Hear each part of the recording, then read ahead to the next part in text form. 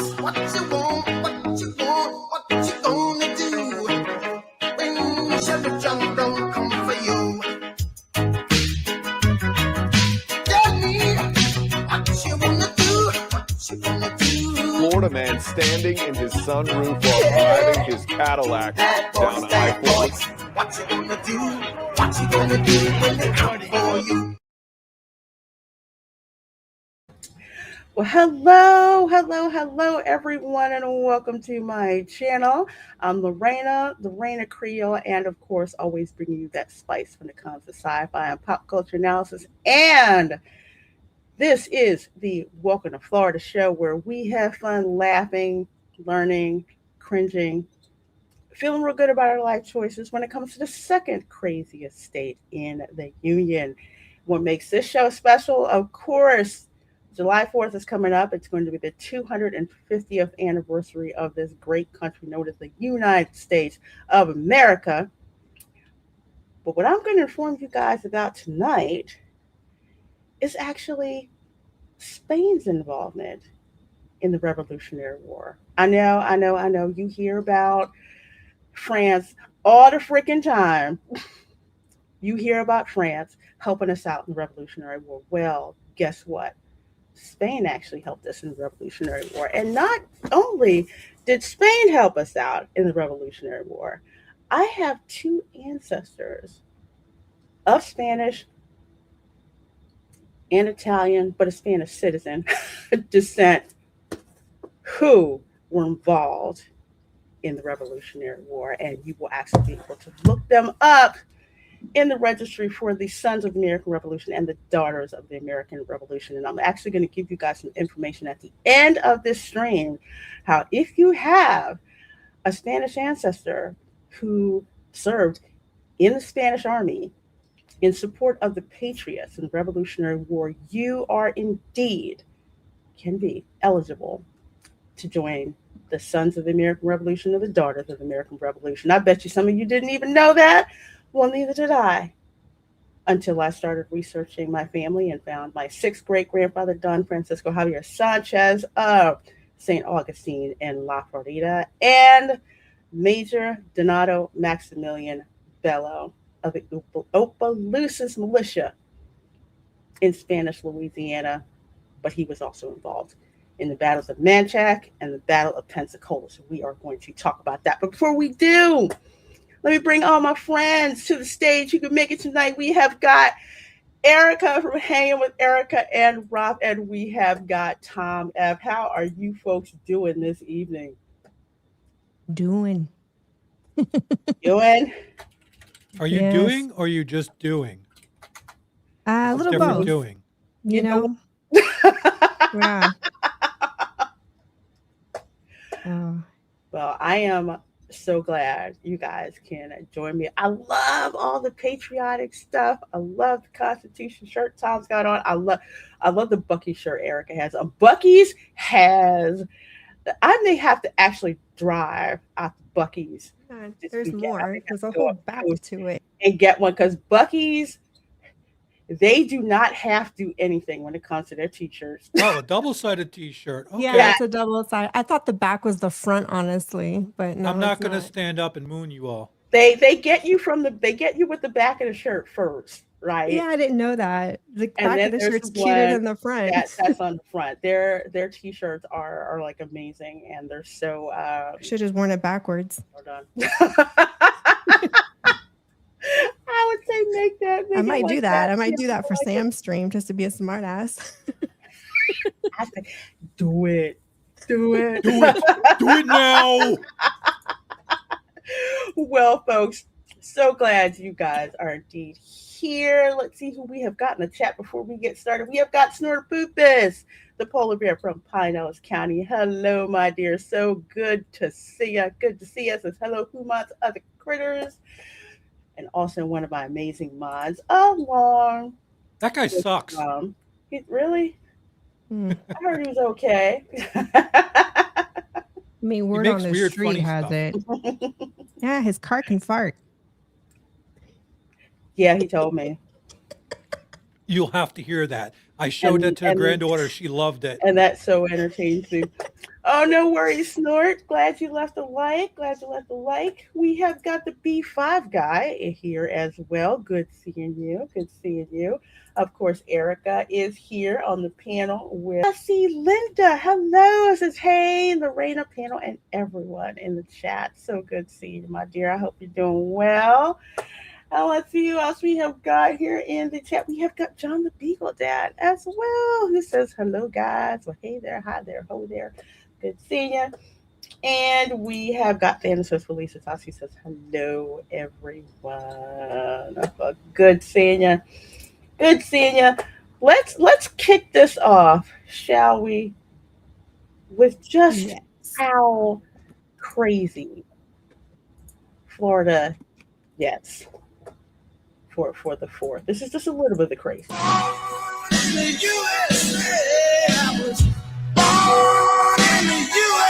And I'm going to mute it because I do not want that jackass Bruce Springsteen copyright claim with me. But this is a normal sight down here in this state. People with big ass flags. That's normal, though. I see that all the time. Yeah, all the time. It's even funnier when they do it on golf carts. Oh my gosh, yeah. Because you're just waiting for one big strong gust to go, and they go fly over. Isn't that as big as the flag with the Florida man gif where he's out in the hurricane and he holds the flag? Yeah, this is what we do down here, and it's even funnier when you get the cars that have flag on both sides, not just one, both sides of the car going down the highway. Oh, we saw a car like that earlier today. It was this little like Honda Civic, and he had these like big suction cups on the back of his the back windshield, and this massive American flag just in the wind. And we were like, okay, welcome to Texas. Hey, and the funny part is that Honda's probably made in Maryland. Probably. That was quite the sight, though. Man, that's huge. Hey, Amanda, good to see you. Says, hello, lovely Lorena. Practically perfect panel and cheery chat. Happy 4th of July. Yes, happy 4th of July indeed. Fairly normal in Texas, too, at least if you're not in Dallas or Austin. Austin is very strange. Well, no, Austin is kind of like Philadelphia, where it's like there's Philadelphia that's like absolutely blue, and then there's the suburbs around it that are red. But it sucks that some of the suburban counties, like the one that I lived in, the congressional district, has part of Northeast Philadelphia in it. So we're always fighting libtard votes from Philadelphia. Oh, I freaking hate that. That's Philadelphia. Yes, it is. Philadelphia. I noticed y'all cleaned the place up for World Cup, though. All them people down there, and it's only skin deep. It doesn't go past that. They kept that thing in Center City because they'll keep Center City clean, but North Philly, screw that. It just stays looking like Afghanistan, you know. A light dusting. I mean, I'm surprised. Well, they got the South Philly, which is, they caught it on a good night. Today, Sunday. No, today, Wednesday, because the show is now on Wednesdays from now on, because your girl got a part-time job that I'm working late on Sunday. So we switched it over here to Wednesday. So if you guys are on the replay crew, thanks so much for being on the replay crew, and drop a note in the chat, basically, hey, hashtag replay crew. Wednesday nights with me are hard sometimes, so I had this point. Yeah, I'm glad you could make it. It was one of those things where it's just like, okay, what night is it going to be? Because of course, Spice Lounge is coming back. That's Thursday, so it's just like, okay, what show? So I decided Wednesday, because when the Dark Council has their show every other Wednesday, I can just roll you guys from this show on over to the cool, which means I can actually watch again. I'm in the States. And I can just roll over there with you. Yep, just roll over that way. and actually watch and listen in, man. You were a night owl anyway. You were up watching stuff all the time. I know, but it was still difficult because my cap was like 3 a.m. No later than 4 a.m. in Germany, and that was like, and they were just getting started, on Dark Council. So I would watch maybe 30 minutes and then just. Oh, you got a full-time. Oh, I'm glad you got a new full-time job, my dear. I'm so glad you do. Nice. You did. That's awesome. Yeah, I am somebody had a lapse in judgment and decided to give me a job to be an assistant part-time pre-kindergarten teacher. Oh, The story. what you gonna teach the little boogers? Oh my gosh. I got some skills. I got some skills. Can we teach them how to hack? I'd do it. Yeah. This is the color yellow. Guess what it is in hex code? Oh my Oh, glad to do. Glad you like the setup. Yeah. Shout out to Dark Council. That channel spawned so many channels nowadays. Yeah, I keep forgetting. That is true. We did back in the day, and people just started their channels. Like, yeah, let us know so we can shout it out and all of that. Good, teach them good stuff. I hope I'm teaching them how to read. I mean, actually, how to read. And Yeah. me to read to him. Dude, pre-K is like it ain't what it used to be. Because kindergarten is basically first grade nowadays. Yeah, pretty much. Because some kids are just like, because that's what happened to Camera Girl. She missed it by a week because of her birthday in September. And it's just like, why the heck do you even need kindergarten? Because they've been in pre-K for 2 or 3 years, and they pretty much know everything. So teach them the hustle of life, Loretta. Oh, I will. I plan to. They love to listen to me read. I'm like, okay, we are gonna have a real good time. Why does Johnny only have 2 apples? Because Johnny's a communist. Of course, I said that in my head. I'm the worst, man. Little hand goes up. He's a communist. We were wondering where you were. You guys probably out in the road getting ready for the holidays. So good to see you, my dear. Good seeing you. And we've got Couching Taylor Hidden Swift. Good to see you, Matt G. Good to see you. Good to see you. And of course, we have got Aldo in the chat as well. Says, hey, Lorena, Miss Erica. How's everything been, Lorena? How's life? T-minus 3 weeks till I hit Orlando. Awesome. Can't wait to see you when you get here, my friend. Well, to also celebrate Florida, this truly is Florida for the 4th.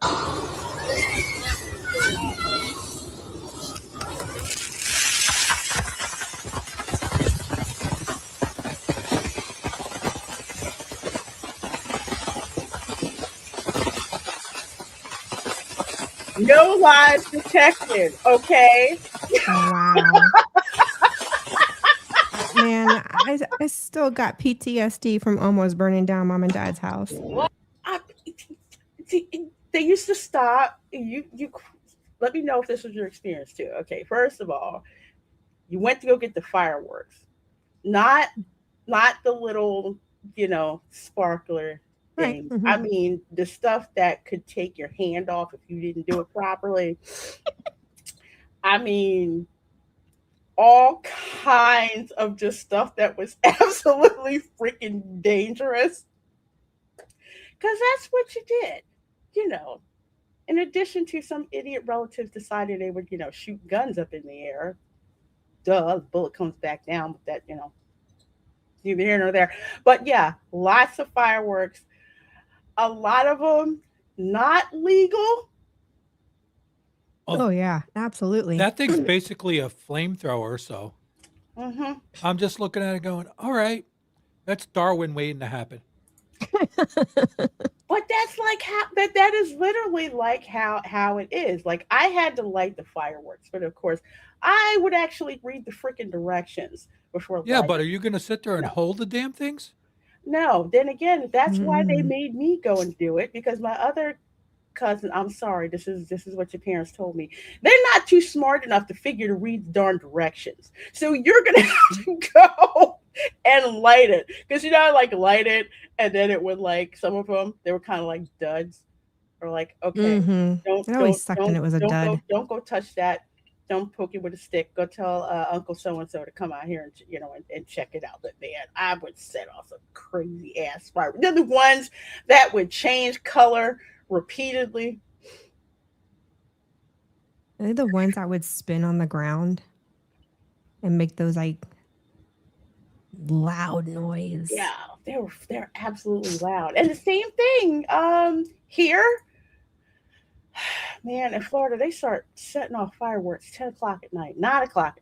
I'll say nine Dude, o'clock they've at night. already started here and it's not even the 4th yet. No, For the last 2 Same. days, that's all we've been hearing is snap, crackle, pop. Rice Krispies? Mm-hmm. and it's the 250th. It's gonna look like daylight of Mm-hmm. all the darn fireworks that are gonna be going off. Yeah, this is what we do. I kid you not. Fireworks that are not legal. They're setting them off, and Oh, well, I'm looking forward to how it goes here in El Paso because it's all Mexican. They're basically in Mexico, and Mexicans love, and I mean love, fireworks.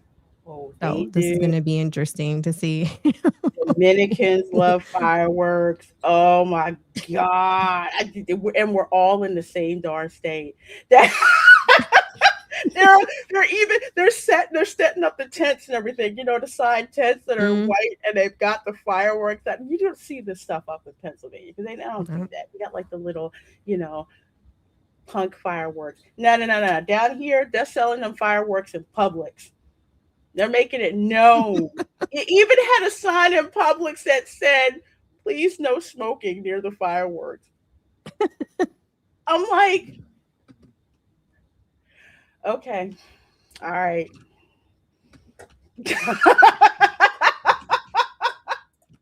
It is Saturday full weekend. It is seriously gonna be lit down here. I cannot freaking wait.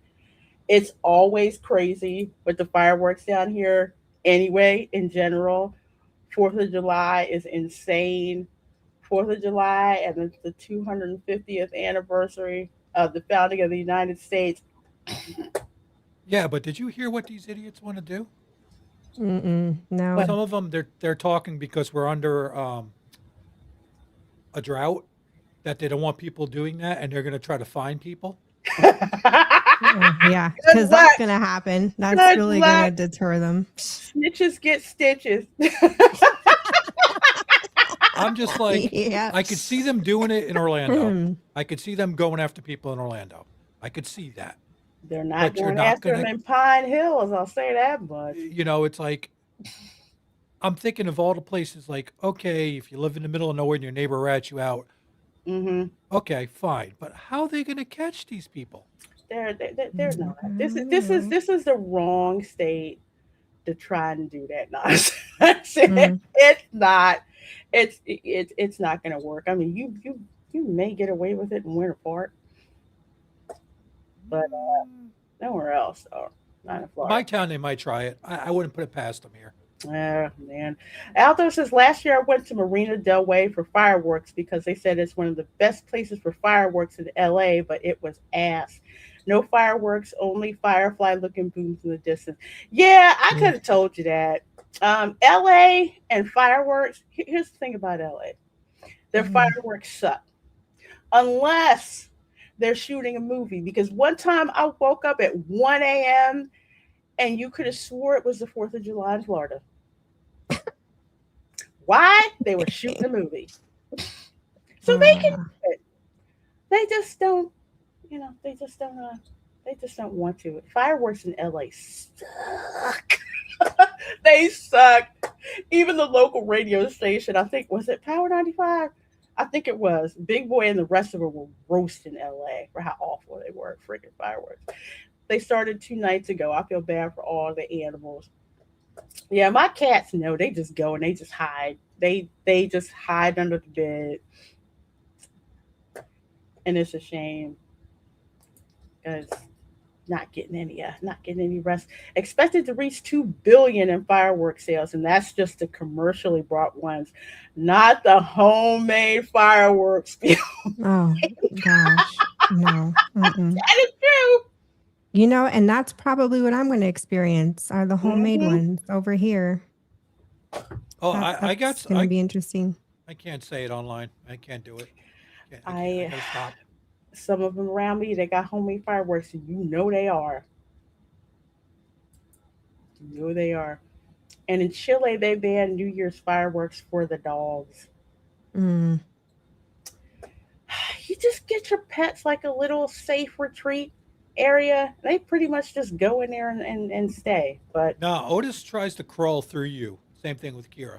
He really, can't get any closer on the couch than he is, but he's gonna try like hell. Professor X is so freaking old. He's like, look, I'm just going to hide under mom's bed. It's comfortable under there. I'm not doing anything. Stitch, yeah, he's probably gonna freak the heck out. Might as well not enforce in Palatka or the west side of Jacksonville. Yes. As someone who's had to set fireworks off in Palatka, Putnam County don't give a damn. Okay. They really don't. Not at all. We have 2 dogs. One does freak out over fireworks. The other one doesn't. He freaks out if someone just passes our front yard. Well, more like go on bark guard mode, like a typical Chihuahua. Hey Rose, try mating a Chihuahua with a friggin' pit bull. That's what I yeah. have for the one dog. She's a Chihuahua. Ah, She's okay. cute, but boy, does she have some friggin' mental issues. Oh my gosh, she is, She's man. something I else. can't. Whenever I go to visit Tom, she'll bark when I get there. Bark if I move from the kitchen table. Bark if I go in another room. Yeah, she's barking at you as she's pet me, pet me, pet me, pet me. It's like, yeah, Yeah. we know she's here already, dummy. You could stop. Well, a little information here. Florida state parks are free this 4th of July weekend. So definitely do check it out. There is waived admission. And yes, it is for Florida residents and visitors. So yes, free for everybody. The state parks, which includes, if you were in St. Augustine, the Castillo de San Marcos. The parking is ass, but just park in the darn garage. Pay the $15. Park. You don't have stay to there, if you have go a walk. certain handicap sticker. This is true. Mm. This is true. So you got the Castillo de San Marcos that you can go to. Whole lots of state parks that you can go to. So definitely do check those out. Okay, folks. Well, let's get to some history, shall we? We're going to get to a little bit of history, of course. We're going to be talking about 2 of my ancestors involved in the Revolutionary War. The first one we are going to talk about, of course, is going to be Major Donato Maximillian Bello, born 1733 in Coran in the Kingdom of Naples. It's in Italy, but at this point in time, Spain actually, quote unquote, owns it.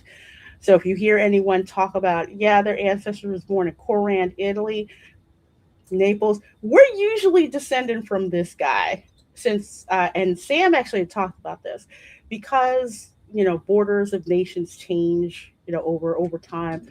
Coran now is known by a different name, but according to what my 5th great grandfather put on his marriage certificate to Suzanne Moreau, he was born in the Kingdom of Naples in the town of Corinth. So that's how that works. So anyway, Major Donato Bello, Spanish militia commander and patriot of the American Revolution, and he is also my 5th great grandfather. So, for some folks who do not know, dang it, I want to go back. Okay, can I go back? Can I go back? It won't let me go back. Okay, well, that's okay. I'll go back. There we go. Anyway, so for some folks who do not know, a little bit of background. Yes, Louisiana was French. However, at the end of the 7 Years' War, known here in the States as the French and Indian War, let's see, no, was actually before the French and Indian War. I believe. Yeah, it actually was. There was some kind of back deal that went on. So a lot of the Acadians that got burned out of Quebec and Nova Scotia by the British, they either went to Haiti or they went to Louisiana, thinking that it was still French. Well, Hmm. it wasn't. There was some backdoor deal where New Orleans went to Spain and Louisiana went to Spain instead of France. So the Acadians got there and it's just like, what do you mean it's Spanish? They're just like, yeah, it's Spanish. But Spanish government says, here, you get land, you work it down in the swamps where we don't want to go, in the bayou. So they took it, boom, they were gone. So my fifth great grandfather came over from Naples over here to Spanish Louisiana because he was an officer in the Spanish army. Even though he was Italian, that part of Italy was governed by Spain, so he was in Spanish army stationed at the Opelousas outpost in the militia. Opelousas, which is actually north of New Orleans. I heard there ain't nothing in Opelousas. in Opelousas in St. Landry Parish. Absolutely nothing. But for my cousins who may be Bellow cousins, who may be Donato cousins, and there's a difference between the two, which is why I'm going to point this out. So, my paternal ancestry goes back to Major Donato Maximillian Bello. Donato Bello married Suzanne Moreau, who actually was born in Mobile, Alabama, when it was part of French Alabama. So that's where she was born. Her parents actually came from Quebec down to Mobile, Alabama. So I descend through their son, Don Louis Bello, and an unnamed free Creole of color in Louisiana. I have not identified who exactly she is yet, which is why I use a lot of DNA evidence to do it. Because so many people are so interrelated, like not the Cajuns, they're completely separate. They kind of go in their own circles. Creoles are a bit different. Trying to figure out exactly who that person is. So one day, hopefully, I'll find out who it is. But for folks in the Bello family, yes, Don Louis Bello is actually my fourth great grandfather. Who, man, he got into a lot of stuff. That's something for, for another time to discuss. But uh, Major Donato Maximillian Bello. Actually, he had two families, and you'll find out that also Don Javier Sánchez did the same exact thing. So he had two families. One was a common law marriage to Marie Jean Taillefer, also reported as Taillefer. She was also a free woman of color. So there's that branch of the family, which I am not 100% related to at all, which I found out because people are like, "Oh yeah, there's this whole thing with him and with her and Donato Bello." I'm like, I don't match any of those people. And then I found a DNA match. It turns out that I was not related to her, but actually related through the legal wife, Suzanne Moreau. So that's how I figured that out. So it's crazy.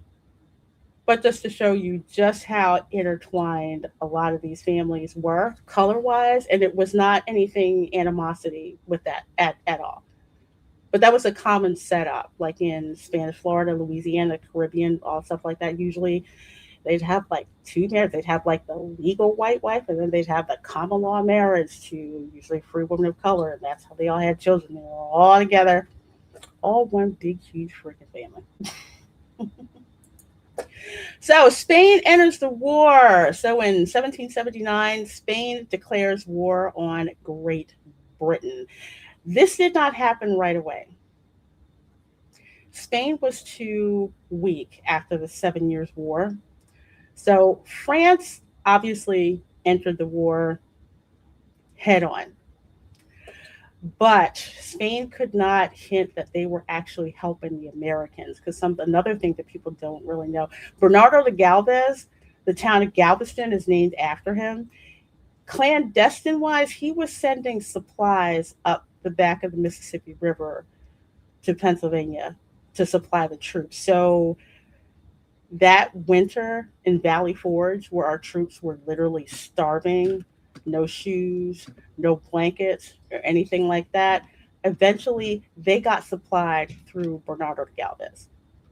There was actually a cattle drive through Texas to Louisiana. So they slaughtered like a bunch of cows and all that stuff to preserve all the meat and shipped it up the Mississippi River.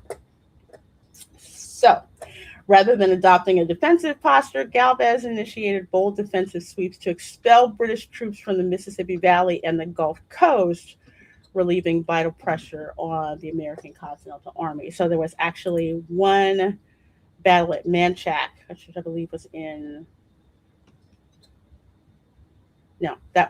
Alabama, and then Pensacola. So if you look up the Battle of Pensacola, that's where that happened. So Donato Bello, Italian-born immigrant from Naples, quickly integrated into Louisiana society, and by the late 1770s, he rose to become the major de militias. Oh God, I probably screwed that up. Major of the militia at the vital Opelousas post. His experienced command made him a trusted military figurehead responsible for securing the Spanish crown's interests and organizing frontier military forces. So another thing that people don't know is how diverse the Spanish military was at this particular post. So the militia under Major Bello was a representative tapestry of colonial Louisiana, comprising of early French settlers, Acadian exiles, Native allies, and local Creoles of color. So they basically had, if you were an able-bodied male, you were pretty much in that group. And the Acadians really wanted to get back at the British for burning them out of their houses.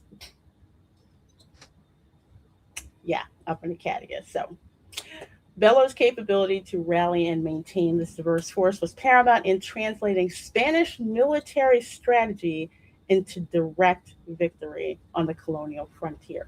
So that would have been in British West Florida. The British weren't exactly flexible. Oh, they were. If you shot them with a musket. They just march in a straight line and we just pick them off. You know, they were not used to. They didn't want to do any guerrilla warfare. Patriots are just like, we are so down with guerrilla warfare, custom, firearms and stuff that they had, for hunting and everything.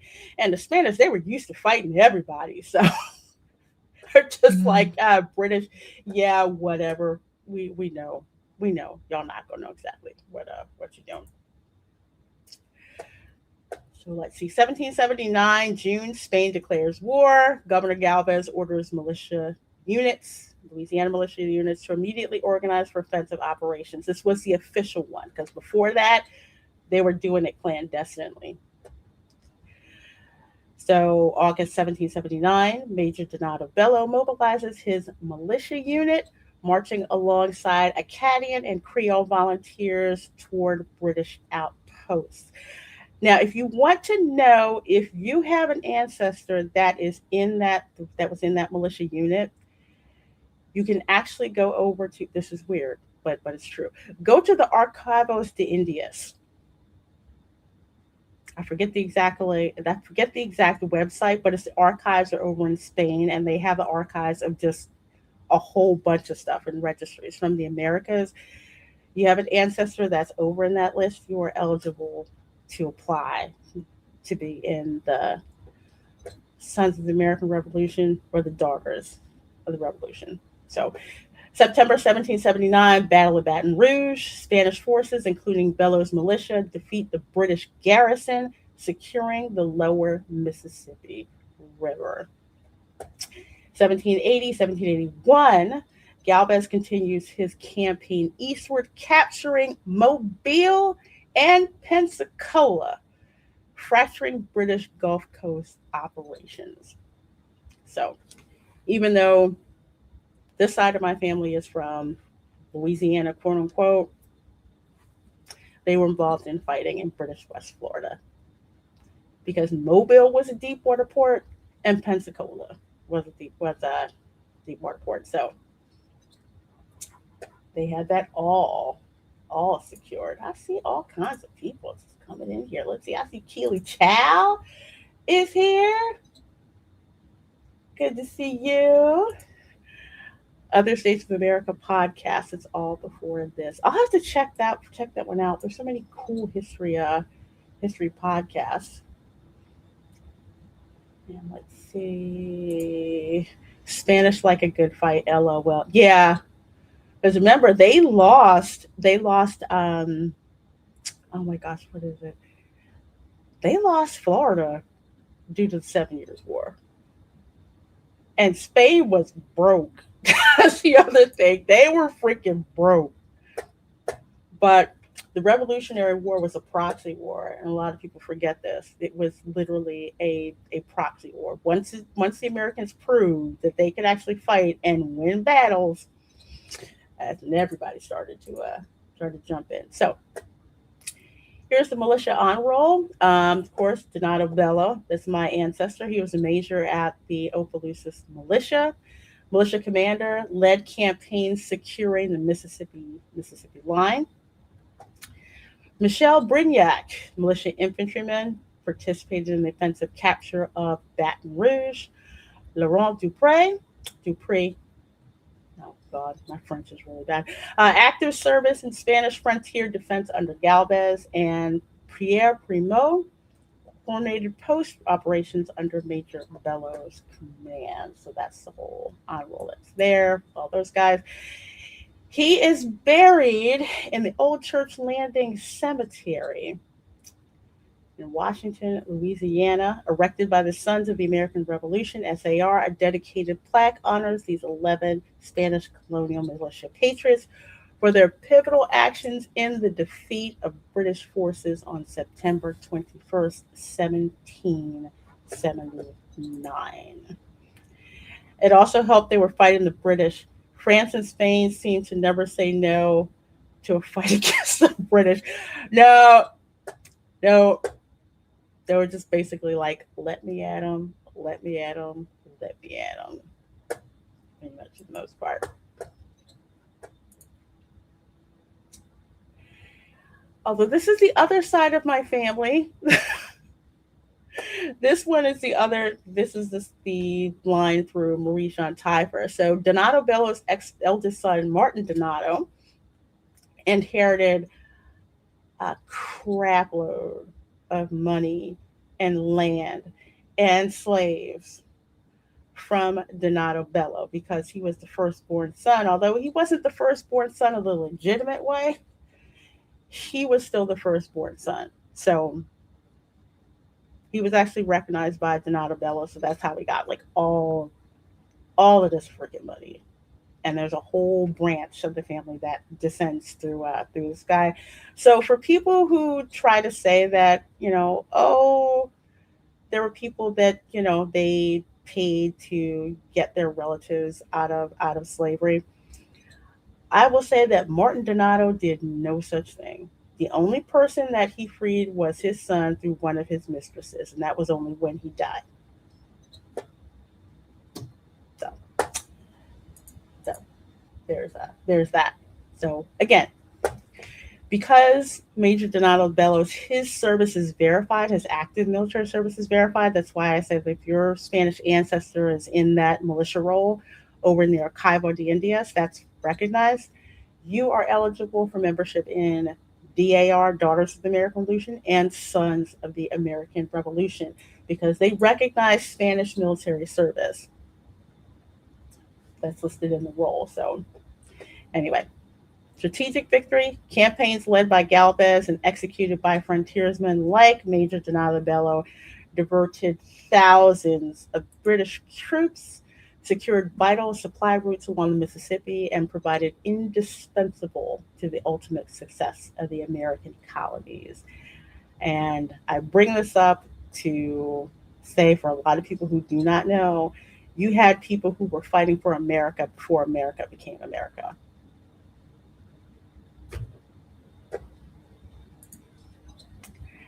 And that's that.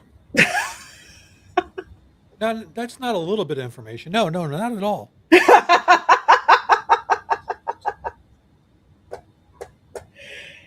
Yeah, it's quite a lot. Again, research that I happen to dig into, because you have some people who their history is like, if they go from like 1776 and back, most of it's in the British American colonies. Mine is not. I need to get my DNA, because it could be interesting. I haven't done it because they got enough crap on me already. I don't want them having the rest of my DNA. So I don't think you're going to beat all the human trafficking I've got. Yeah,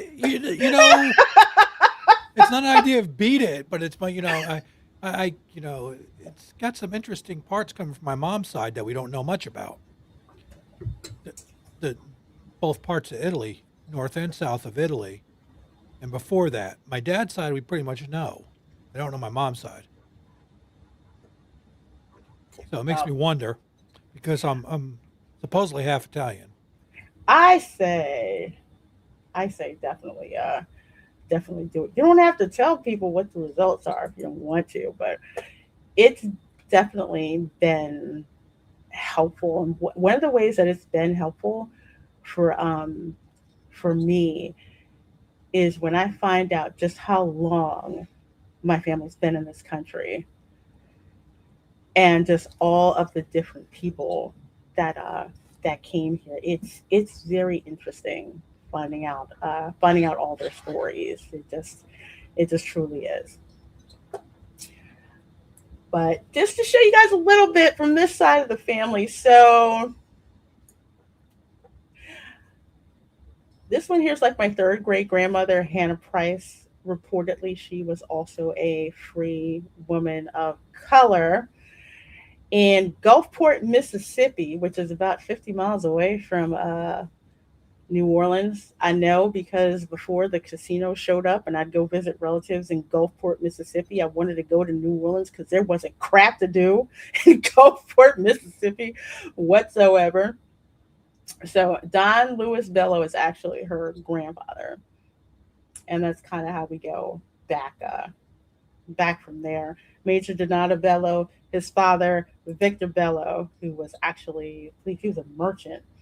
And that's about as far as I've been able to go with Victor Bello. There's other additional names, but some of that is urban legend, which I haven't verified. So the only thing that I know for sure is Victor Bello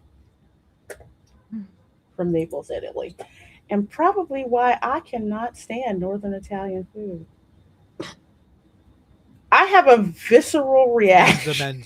I have a visual. I mean, I can't explain it. Well, I mean, I can now, but it was just like I don't know what the difference is. I don't know that much about it. Italy. It's more. Tom can probably speak more to it, but it's more of like. It's more cream based. Southern Italy. I like that. It depends on my mood. Depends on my mood. It's like there's more feta. I have more feta and Sicilian, so I got both sides. So there you go. Like a thicker cream with pasta. Yes. Yeah. Okay. It's thicker cream, because they're like on the border of what is it? Like the border with like France and Sicily and Germany. But yeah, it's a lot of it's cream based, more like casserole. It's not Hmm. it's not like oh my gosh, what is that darn seafood stew with the mussels and stuff in it? Oh, I don't do Um seafood. I haven't I had don't that do in um a long seafood. time. it is so Yeah. darn good. That squid pasta, um a lot of it like with a lot of the red peppers and stuff in it, That sounds uh Japanese. You know, Neapolitan I pizza. wasn't hungry. I'm going to be hungry again. Oh, The place where cannolis came from. I bought a um Southern Italian cookbook, specifically Campania region in Italy cookbook. And every single freaking recipe in there, I'm like, I gotta make this. Or I'm used to this. um, It's like it's you would like you would a like lot of terramina. a lot of I mean there's chicken dishes too, but a lot of it's a lot of seafood. So Yeah. my family's from, the coast, so Mhm. like that part of Italy, southern France, southern Spain, like that type of cuisine that you'll see. But southern Italian cuisine, Lord have mercy, I freaking love it. And the cookies, Oh, you Don't would you have go loved there on the my cookies. you would I have loved the want to. restaurant we went to in Germany. The family was from Taormina, Italy, Hmm. and so everything was like from the island from Taormina. Yeah, and I mean, and it was some of the best Italian I've ever had. I didn't do the seafood, but everything else was just like, wow. It is absolutely. It's like the difference. Northern Italian and Southern Italian is like the difference between what was that restaurant called? Tutto Italia, which sucks. The one I've in never the been Italy there. Pavilion at Oh, Epcot, that one. We went there when I was and a kid, but I don't remember it much. Via Napoli. Via Napoli is on freaking point. Okay. It's so on point. I love it. Then again, it's like the cuisine is different. Hey Bonzo, my God, Lorena, you're not Coleone. My respects to the Godfather. Might be, might be. I don't know for sure. I can't say. I can't rule it out. All we know is pretty much Lorena's a mutt. Yes, Good old Heinz 57. yes, That's what my mom says.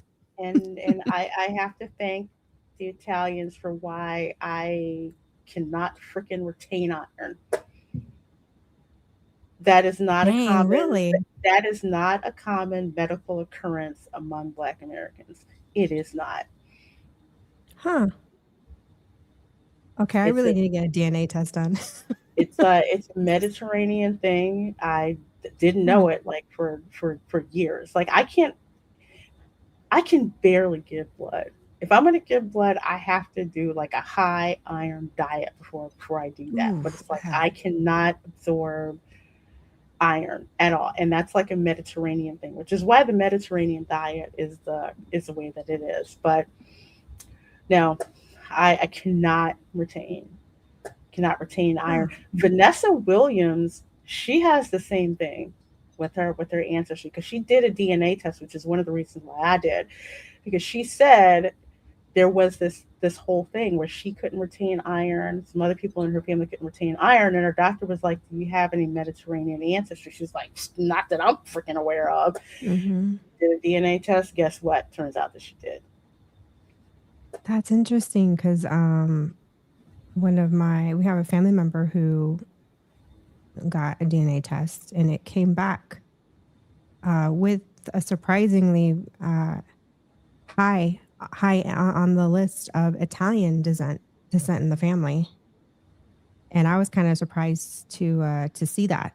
So apparently we had Italian family and the family eventually migrated to Spain. I don't know what for or what year. I never got to dig. I Mhm. mean, I need to do my own DNA test and dig like how you've dug here.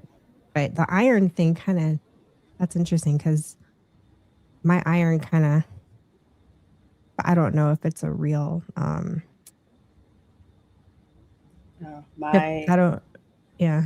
my iron is horrible. Like my grandma used to eat like God, Liver. sardines. Oh, I can't, I Oh, can't my stand them. grand. The Goya sardines.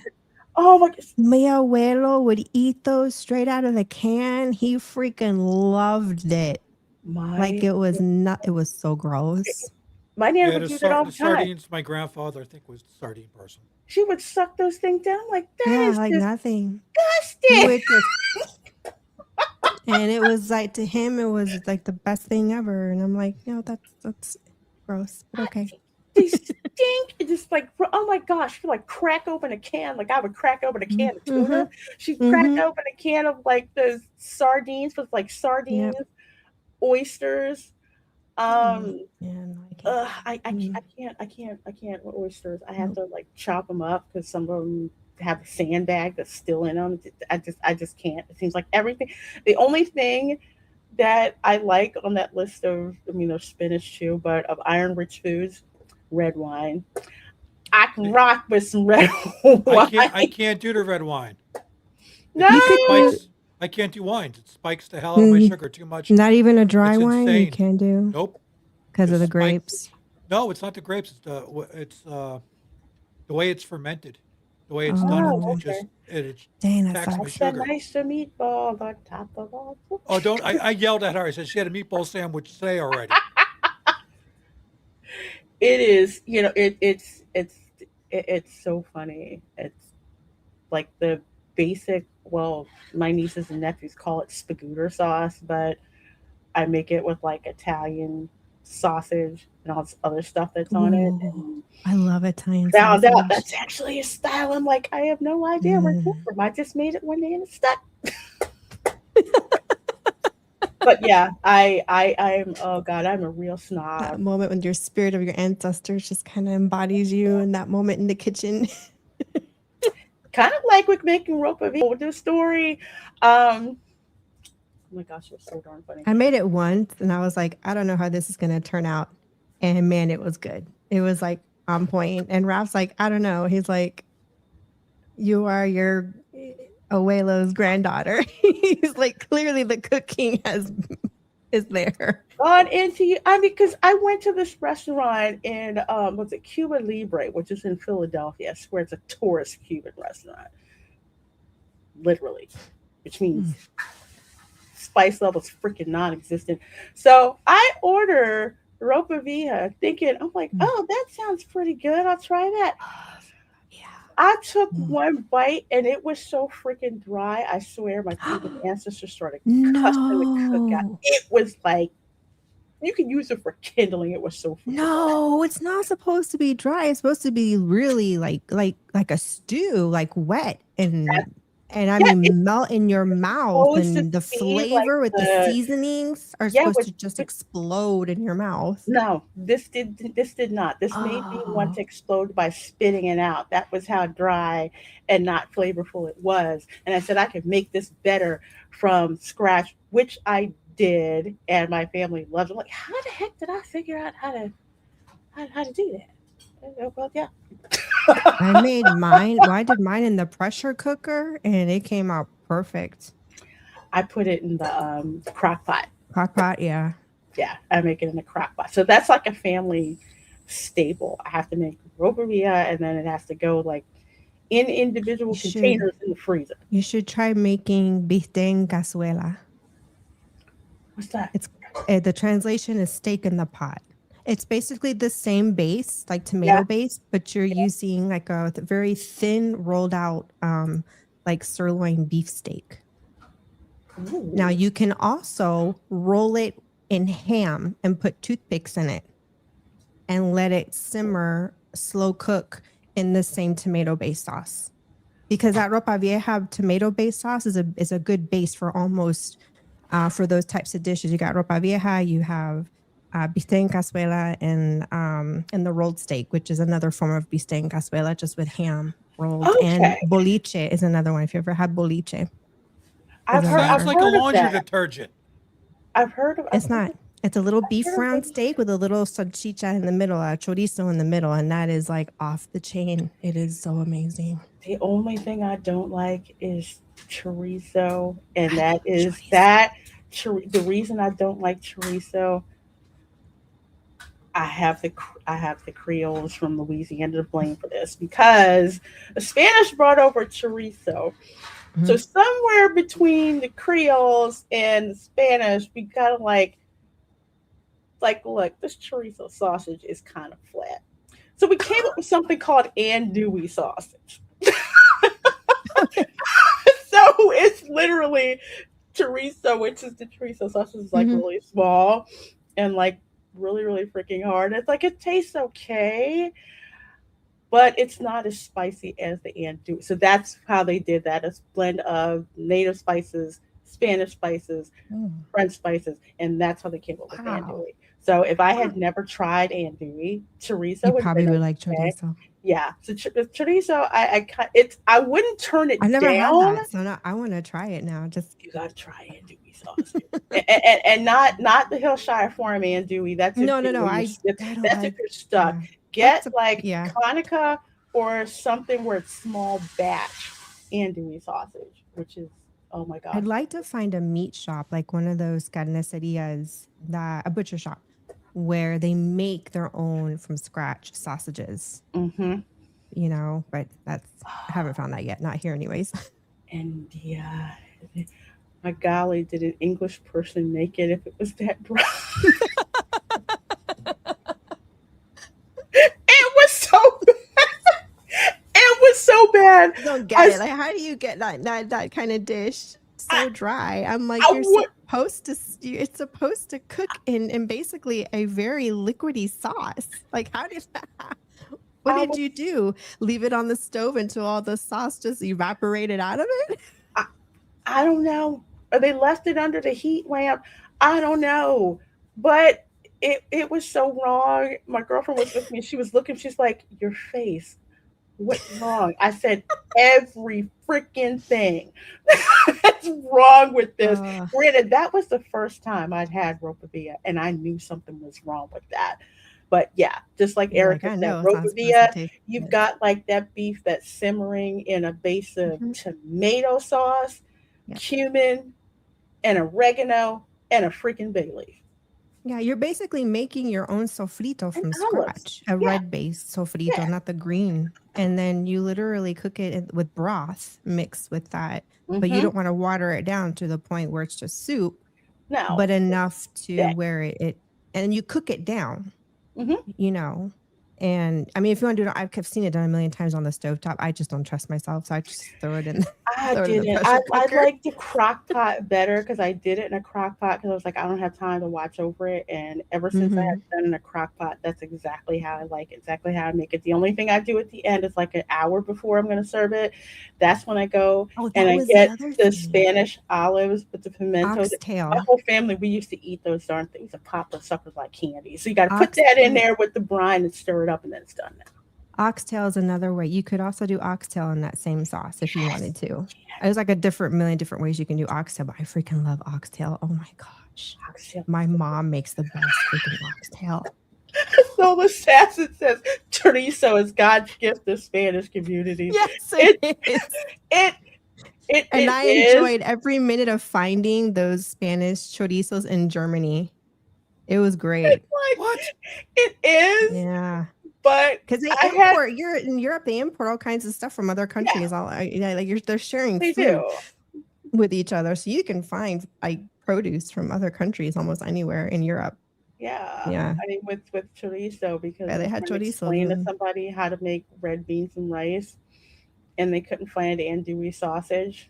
I'm like, okay. I can't do the Cajun or like the Louisiana style. That's not what I grew up with culturally. But I do the Spanish version, like the more Puerto Rican red Hmm. beans. But we don't. No, yeah, they do. We do put chorizo in it, just not a whole lot. It's just a little Yeah. bit to kind of give it a little bit of flavor. But that's it. It's not Hmm. like a ton of sausage with beans. It's just for flavor. Andouille is like a third Spanish with like the method about to put together. But andouille has like native ingredients, and then of course like the hot peppers, Creole spice that goes with it. So it's a little bit. So it's spicy sausage. Not gonna lie, it is. Oh, dinner party at Lorena's house is all I'm saying. It is. The first time I saw a chorizo, there's a big difference between the chorizo that's served in restaurants and the chorizo that you buy from Publix, where they make it by hand. They're a lot bigger. I'll say I buy that. the pack. I just get the Goya stuff. Guilty as charged. That's just. John the Beagle Dad, Lorena Creole, have you ever tried food from your ancestors? No, pretty much most of it for the most part. I'd say the only ancestry I haven't made a deep dive cuisine wise into would be, I would say, Cantonese. Oh, Because there's, what? yeah, Cantonese? yeah, I did not Cantonese know you had Cantonese. and Filipino cuisine. Okay. I blame the Spanish Empire for everything. All right, so the Spanish Empire I love is the Filipino darn food. reason for this. Okay, because China, the emperor at that time, I think the Qing emperor, and we'll get this in a minute, decided that all taxes would be paid for in silver. They did not have enough silver natively in China to cover demand. Japan couldn't fill that demand. So guess who they just managed to come up against, who had a whole bunch of silver from mines in Peru? The Spanish. So when the Spanish treasure fleet would come from Spain to the Caribbean, part of the fleet stayed there. Another fleet, which was the Manila Galleon, left on the other side of Panama, went to the Philippines, and then went to China, also known as the Guangzhou region of China, Canton. So apparently one of my ancestors who had ancestry from Canton came to the Philippines, had a kid with a Filipino woman. That particular person was in the Spanish army and wound up in New Orleans. All of the ancestry that I have from the Philippines and from the Canton region of China is through New Orleans. Spanish are freaking everywhere.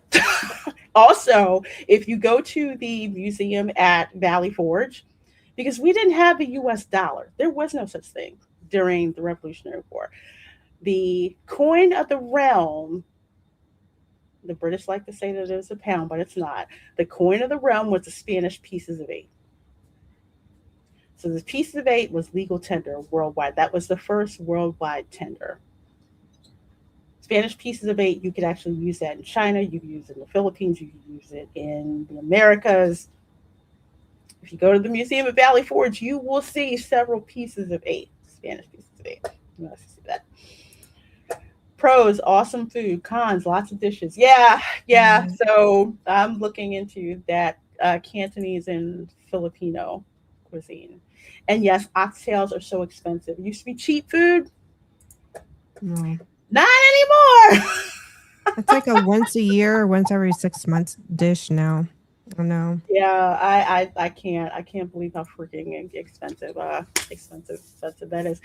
But to get to the second part of my ancestry course, there's Don Francisco Xavier Sánchez, revolutionary Spanish patriot of St. Augustine, and he is actually my 6th great-grandfather. I know a lot more about him than I do about Bernardo Bello, and that's only because, well, there's a lot of records in St. Augustine for stuff that happened during this period in time. So, yes, Don Francisco Xavier Sánchez, he got the title of Don from the King of Spain. He was a rich-ass cattle rancher. I kid you not. He owned a crap ton of cattle because the Spanish were known for being cattle ranchers. The British, not so much. Not so much. So he was born in St. Augustine in 1736. Don Francisco Xavier Sánchez traced his millennial lineage back to the original early 17th century Spanish settlers of Florida. So we are known as the Los Floridanos. So some people will say, I'm Dominicana, Boricano, and they ask me, thinking that I speak Spanish when I really don't, not that good, say Floridano, because that is actually true. The first Spanish families who settled in St. Augustine, their children are known as the Los Floridanos, Florida born of Spanish heritage. So when Spain ceded Florida to Britain in 1763, Sanchez became one of the incredibly rare Spanish citizens to stay behind, swearing a strategic oath of allegiance to the British crown to protect his lands. Now, what actually happened was he was actually the youngest son.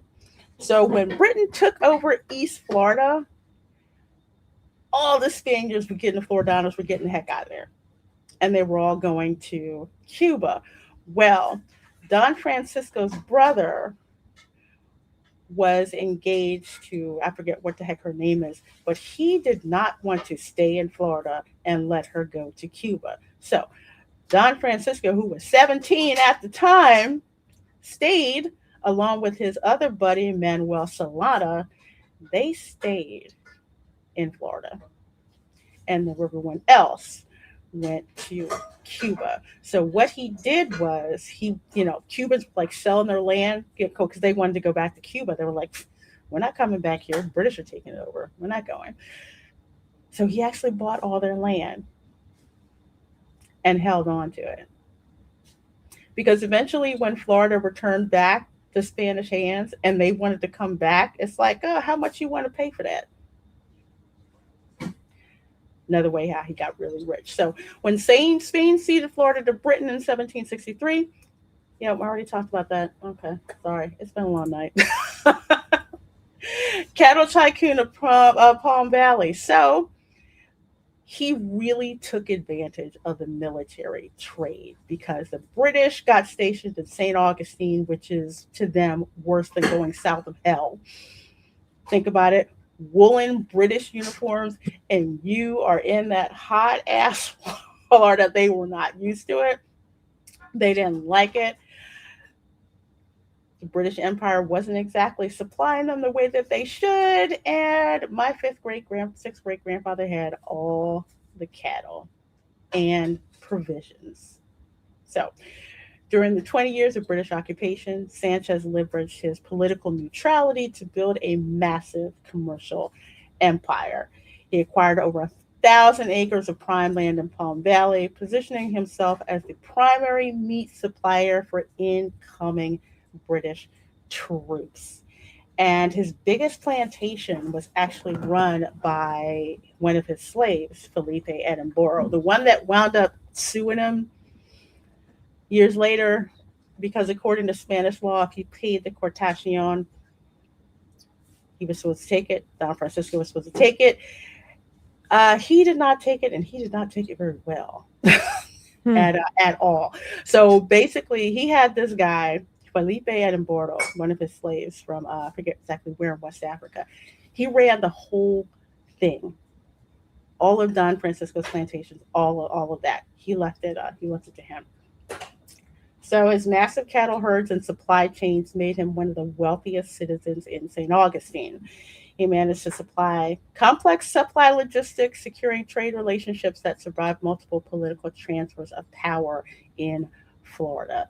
So while he was a British citizen at the time, he was of descent, which means the British did not trust him at all. But they didn't have a choice. You want to starve? No steak for you, no provisions for you. What you gonna do? So he claimed he was loyal to the British, but he was a lot more loyal to Spain than he was to Britain without saying so, which he had an acrimonious relationship with the British governor of East Florida. So, covert Spanish patriot, which he was. So he was kind of playing both sides. but they couldn't get enough to nail him for treason. So he kind of stayed ahead of things. So during the American Revolution, British-controlled East Florida served as a critical loyalist stronghold. St. Augustine was heavily militarized to hold captured American patriots and French prisoners of war. FYI, when the Revolutionary War popped off, not everyone was a patriot. There's a case of one of my ancestors' families that lived in North Carolina, actually.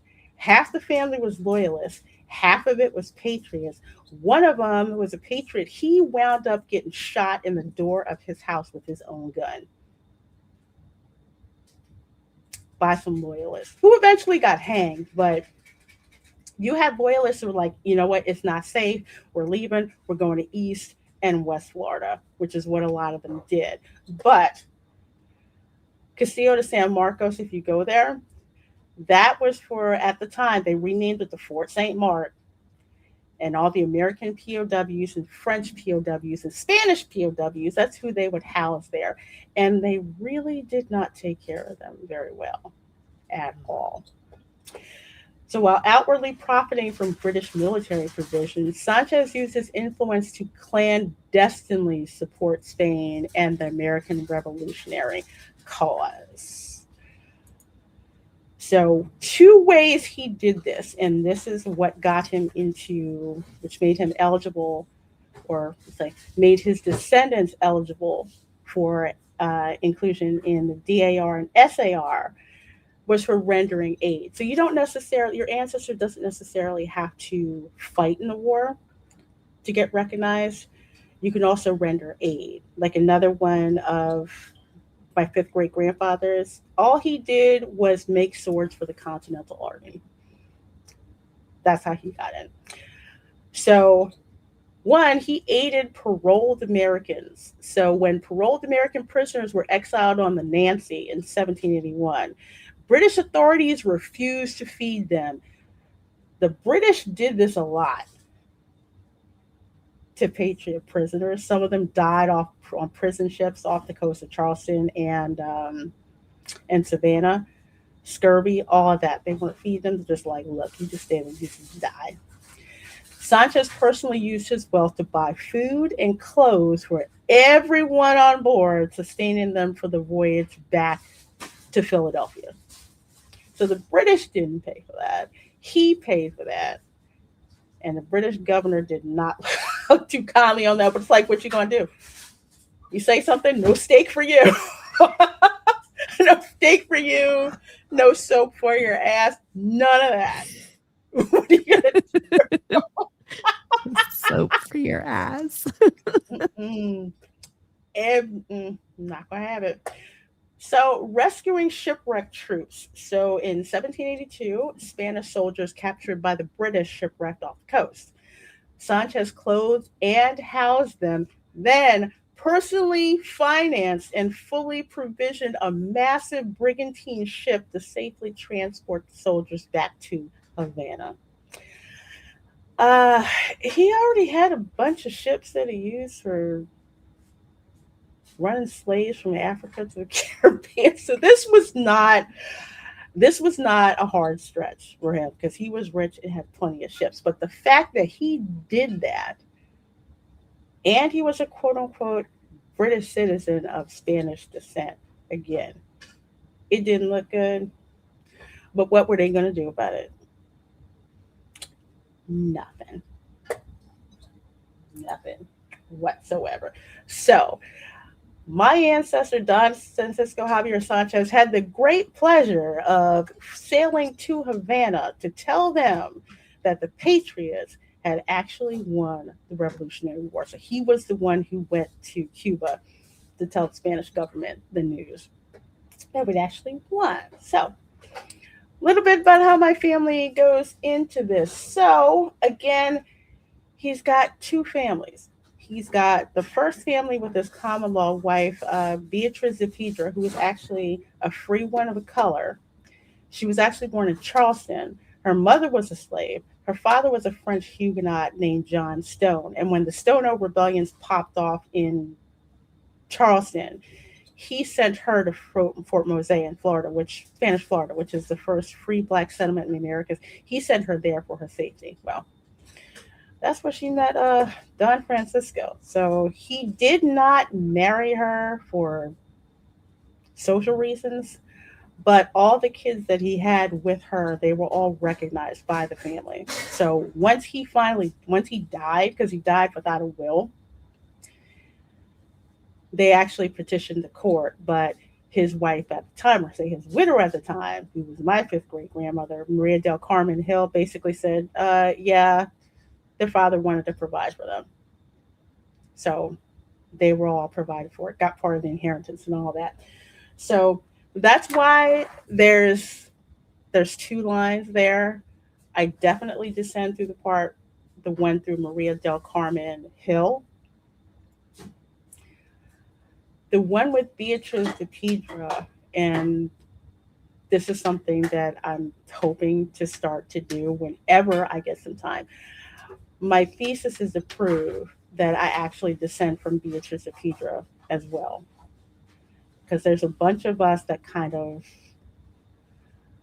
much of my DNA cousins where we kind of like match up around this whole Sanchez family with two branches. And we're trying to figure that part out. But if that happens to be the truth, that's probably going to be one of the biggest ancestral finds I've ever run into. So I'm hoping I'm able to actually prove that one day. That's a very interesting and convoluted story. You have a free woman of color who actually wound up owning over 50 slaves. And I have like the whole roster and everything. She owned slaves. They all got bequeathed to her children. Her children had slaves. It was a real, yeah. Like I said, human trafficking. That's pretty much my family's legacy. What's going on? Yep. Nope. Don't want to know on if I have that. I'll pass on that. I'm like, that's kind of how the truth is. It's like there's some stuff where it's just like, man, truth is stranger than fiction.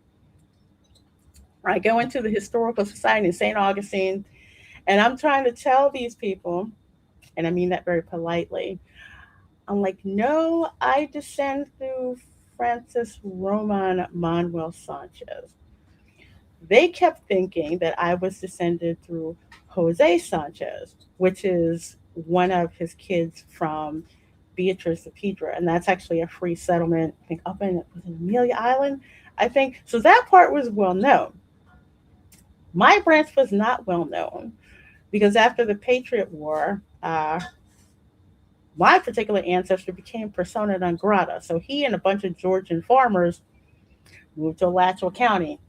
And the rest of they say is history. So I'm trying to explain to this guy, this is my particular branch of the family. He's like, we've never run into any descendants from that branch of the family. I'm like, well, you have today. So Beatriz de Piedra, that's a common law relationship. The legal marriage, Maria del Carmen Hill, he was 50, she was 17, I think. Her father is the one who killed a man in South Carolina and escaped to Florida, Spanish Florida, because there was no extradition allowed. So he wound up marrying her legally. And of course, these are all their kids. Jose, that's the oldest one. That's the one where I think I'm probably related through. Because two of her children died on the same day from like some kind of outbreak. It was horrible. I'm like reading the record, and yeah, they're buried in the cemetery, like right by each other. There's the Pedro Sanchez 2-story stone house that's on St. George Street. So if you go to the Columbia restaurant in St. Augustine on St. George Street, keep walking straight. It's got like green shutters and a plaque for historical places. That's the Sanchez house. So that's actually his house. So that's how I remember where the house is, because it's right near the Columbia restaurant that's there. Extensive Florida descendants. It's almost kind of disappointing because there is, but it's hard figuring out who they are. Beatrice, Anna, and Catalina all married Peninsular Spaniards. And the funny thing is, there was some kind of dispensation that had to get written so that their marriage was actually recorded in the white marriages book in the Cathedral of St. Augustine. Yeah, that was weird. But anyway, they married Peninsular Spaniards and they basically left and went back to Cuba with their families. Jose stayed. He married the mulatto daughter of the royal accountant. She died. He wound up marrying one of his father's slaves, freed her, and then they moved to Amelia Island. Let's see. Carmen and Rosario were twins, and they never married. So that's that section over here. The ones who Maria del Carmen Hill are much easier to follow. So I descend through Colonel Francisco Xavier Sánchez. That's the one that I descend through. So yeah, just like with Major Denalo Bello, two families with two women of two different ethnicities. And this is a common thing in the Caribbean. It's a common thing in Spanish Florida. It's a common thing in French Louisiana. It's not a common thing in the other British colonies, which I found out. Well, let's put it this way: it's common, but they don't really. It's not as open as it is. Because some of my cousins I would have talked to, who were like, say, from the Dominican Republic or Puerto Rico or Colombia, would say, "Yeah, it was like an open secret." You know, he had this one Spaniard. He had like a mulatto family with a black woman, and he had a white family with a legal white, and everybody was aware of everybody else. Hey Dylan, how you doing? Says, hey Erica, Tom, chat. So do you owe reparations to yourself? Yes. Oh my gosh. So do you have to pay yourself back with interest? Probably. You're screwed. I will never. And if you follow me on X, I have said this all the time. Anytime there's a post about reparations, I'm like, question. Do I get reparations if I descend from slave owners or if some of my mulatto ancestors were indeed slave owners because they were? How does that work? Do I pay it to myself? Do I get a tax write-off if I pay reparations to my to my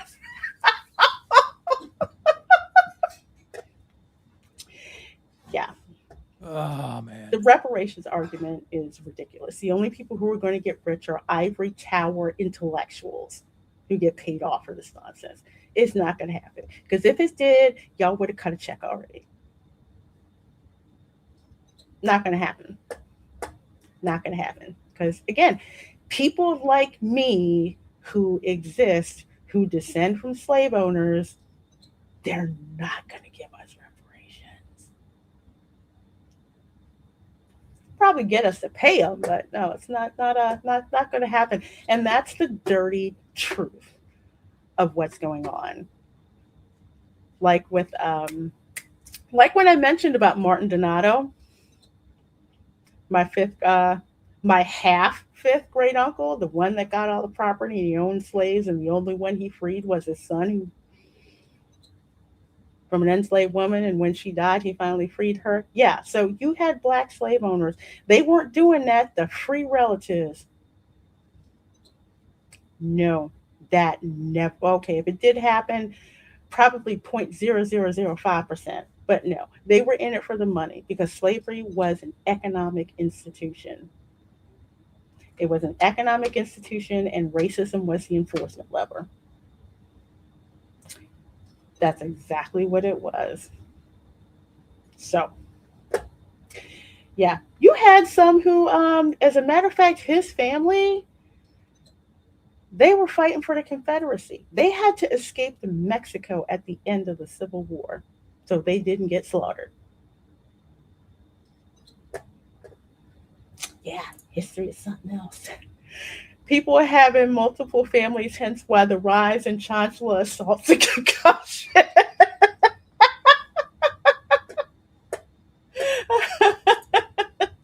And slavery is still in and around Africa. Yes, yes, it is, but it is much different from the chattel slavery that was instituted. It's one thing when you had slaves who were captives of war, but it's quite another when you're forcibly moving millions of people for the sake of free labor. And that is the difference between chattel slavery and the slavery that we know around the world. All right, so 1736, born in Spanish St. Augustine, tracing roots to early conquistador families. Yeah, I'm not beating the allegations. Okay. Not apologizing for the conquistador ancestors. Just not. Chooses to stay in St. Augustine under British rule in 1763, initiating his cattle empire. Yes, between him and again Manuel Solana. Both the two of them together. Cattle. My ancestor was more with the cattle ranching. Manuel Solana was more with raising horses.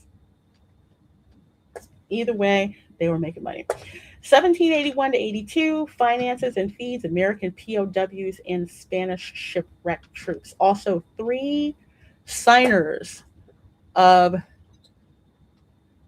the Declaration of Independence were actually imprisoned at the Castillo de San Marcos, aka Fort St. Mark.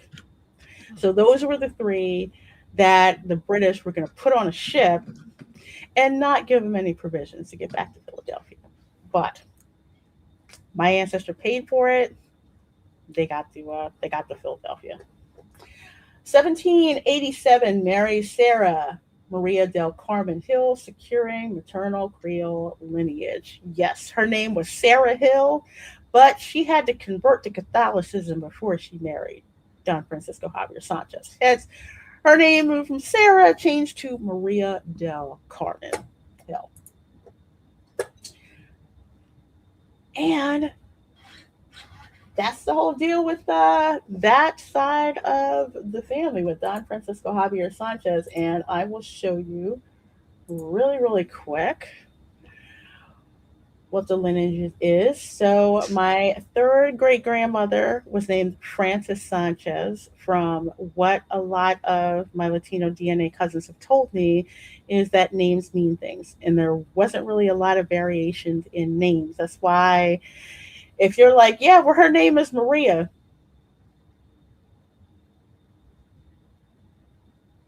You want to be a little bit more specific than that, but you know, the Puritans, the Pilgrims did it too. Names like Mercy, Comfort. I'm so glad I had a 5th great grandmother named Bathsheba because at least her name was different. I'm very serious. Her name was Bathsheba. There were so many Mercy, Comfort, Resolved, all these other names that they just kept recycling between that whole, mass hole in Connecticut I branch. don't know what it is about Hispanic families and the constant recycling of the same name. My grandmother and her sister, they each only had 1 child, and they both named their boys Eduardo. Oh, I'm like, what? I don't know if there was some kind of sibling rivalry going on there way back when or what. Oh, I'm calling mine Are you Eduardo. sure they No, both you're weren't not. I'm sharing the calling same mine. man? Did they have a I'm shared like, husband, Erica? I mean, I love mean, interest? They both like that Eduardo growing up? we're talking about like so another one freaking was weird, dude. Rebecca. There's so many freaking Rebeccas that I have. Yeah, but you don't hear that name that much anymore. No, you don't No, actually. you don't. But it was like a bank of names, and all they did was repeat using these names. So when it comes to doing family research, I mean, I always say I feel like I need a shot of Jack if I have to research any families, any of the Mayflower families, or I'm going to need a shot of cognac for the Quebec families. I don't even want to step in that. But I don't have a choice. I would make notes whenever I put together a family tree. Like, okay, this is this one, but this one, Mary so and so. I mean, they just did not recycle names, and even more so with a lot of the Spanish and Latino names. And God forbid, it's not just one name. You got like three of them. If you don't have them all right, you're not going to get the right person. That's the other thing, that I found out. But so this is Francis Palmer Sanchez. Francis Sanchez. It's like this name's Francis Sanchez. My second great grandmother's name is Francis Sanchez. Okay. So she actually got a little bit smart and named her child Rafaela Sanchez.